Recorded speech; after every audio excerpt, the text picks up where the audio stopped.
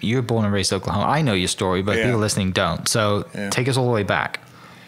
Yeah, so I was born and raised in Alva, America, as I like to refer to it, Alva, Oklahoma, small town in northwest corner.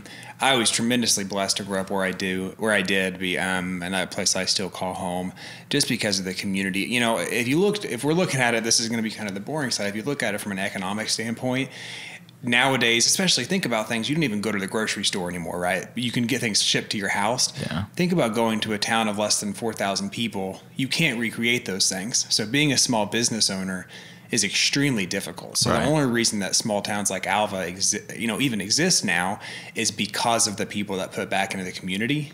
So I was extremely blessed to grow up in the family that I did. My granddad, and the store still exists, but my granddad had opened up and had ran a pharmacy for over 65 years before he passed away, and the pharmacy still lives on.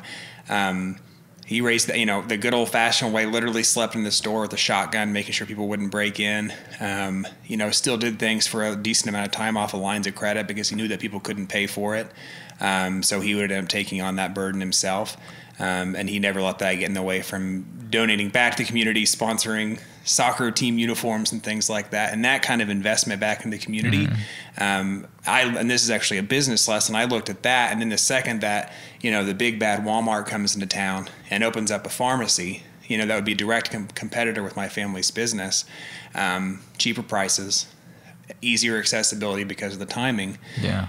We still prevailed because no one had put that much effort back in the community. And at the end of the day, relationship always wins, Yeah. And so that's kind of a little bit. It's so cool to see that and have that personal experience of having to watching family fight that off. Yeah. I mean, now does that come with expense too? Sure. The reason we got through times like that and still to today is because, my dad, along with a lot of other people that are still working at the store, are taking deliveries after the store closes. We're driving up, I can't remember, it's like a 30-mile radius around Alva to take them and deliver the medication to them, to their door. My dad came down here on Christmas Day to hang out with my wife and my child, and he got like 3 phone calls when he was down here with people that just absolutely had to have medication that day. Yeah. Now, is there a bummer side to that? Sure, I didn't get my dad necessarily the whole time, and he didn't like to take those calls either. But then when you have a small business that's trying to survive in the day of Walmart and Amazon, right, you got to. You have to. And the amount of satisfaction that I believe our family has gotten based off of giving back to the community like that surpasses anything you could do monetarily. Oh yeah, definitely. Because that legacy just lives on, and everyone sees that that Holder name, right? And they know, especially, where are you from? Oh, Alva. Oh, okay. Yeah. They probably know someone who's related to you. Yeah. Right? Well, it's funny you mentioned the real estate too, because I got into the business obviously, and I still have my 580 area code.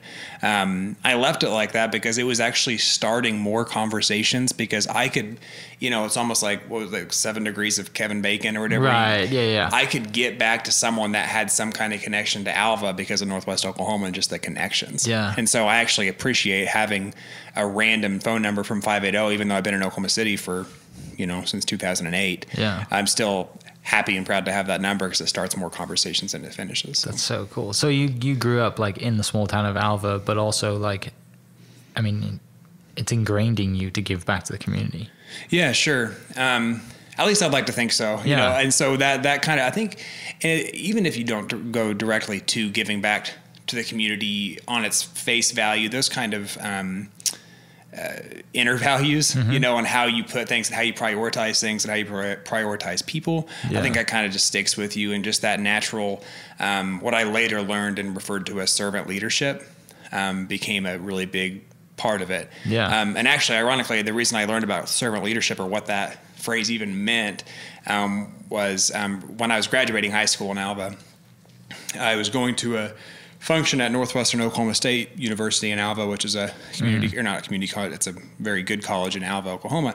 A prior president, Tom McDaniel, came to give a dedication speech for a statue on site. And Tom McDaniel at the time was the president of Oklahoma City University. Yeah. And my mom had babysat his children and it had all these cool things. I know you've talked to Lance before in the past. Lance has been on, yeah. My mom helped babysit Lance. And so Tom met me for the first time and said, hey, you've got to come check out OCU.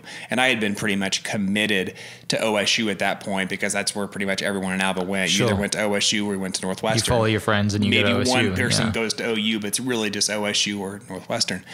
And so I went down there kind of skeptical. And Lance actually gave me a tour of OCU, a private tour. And it was the funniest and most entertaining tour I've ever received. Right. And, I was terrified going to OSU because of the class sizes.